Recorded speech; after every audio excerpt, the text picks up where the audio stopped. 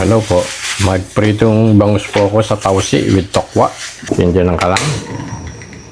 Punasan ko lang. Lagyan ng mantika, 2 tablespoon. Okay na po to dahil manipis lang po itong wok ko. Yan, mainit agad. Lagay ko ang 4 na pirasong butil ng bawang. Tinadtad. Haluin para magbalanse ang kulay. Hintayin lang po mag-brown ng konti. Yan, okay na po yan. Nagbabrown na. Lagay ko isang malaking sibuyas, medium. I-cubes lang. Okay na po yan. Maglagay ng isang mangkok na kamatis. Mga approximate, mga 5 piraso na medium size.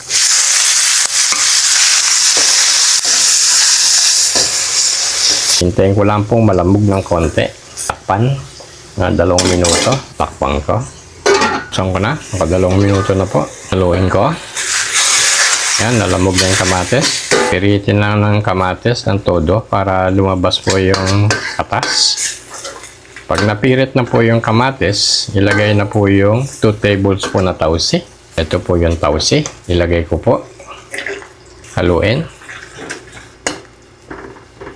Pakuluin lang ng 1 minuto. Habang pinakukulo ng 1 minuto, lagyan ko lang ng 1 tablespoon na oyster sauce. Yan po, 1 tablespoon na po yan. Ihalo sa kamatis.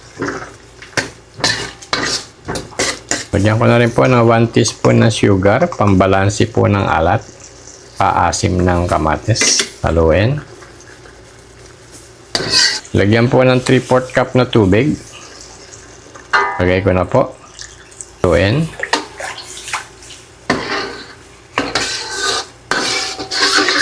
Dagdagan ng apoy. Pakuluin ng 3 minuto. Yung pong bangus, naiprito ko na po. Karaniwan na pong piniprito ang bangus. Kaya hindi ko na po pinakita. Pinirito ko na rin po yung tokwa. 3 minuto na. Buksan ko na. Lagyan ko ng konti yung pampalat. 1 tablespoon na patis. Ayan po. Lagay ko na po sa loob. Haluin.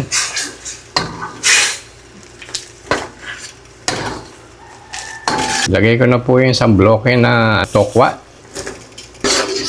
Sakto lang po itong sauce na to para sa 1 kilo.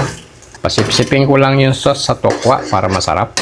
1 minuto lang po na pakuluin ko lang. Takpan. Buksan ko na po.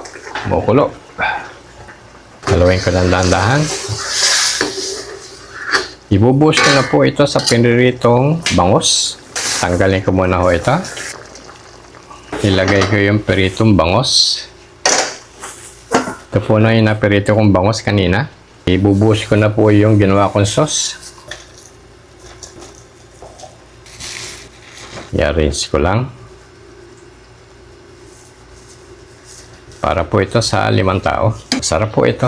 Gusto nyo pong maibang lasa ng piritong bangus, yung mga piritong tilapia, kung ano pong isda, dalagang bukid, bangus, galunggong, pwede pang iprito dyan. Itakpan ko lang ng 1 minuto para humalo po yung lasa ng bangus sa sauce na ginawa ko po.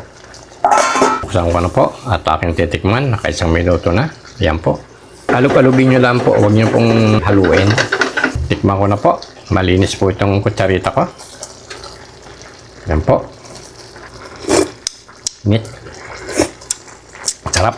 Andun po yung lasa po ng kamatis, hindi po nawala. At naghalo po yung tausi. Aroma po ng tokwa, lasa po ng bangus, naghalo-halo po silang lahat. Masarap po. Subukan nyo po. Palagay ko magugustuhan nyo po. Masarap po ito. Pritong bangus sa tausi with tokwa. Pang 4 na tao, hanggang 5, pwede po. Maraming po salamat.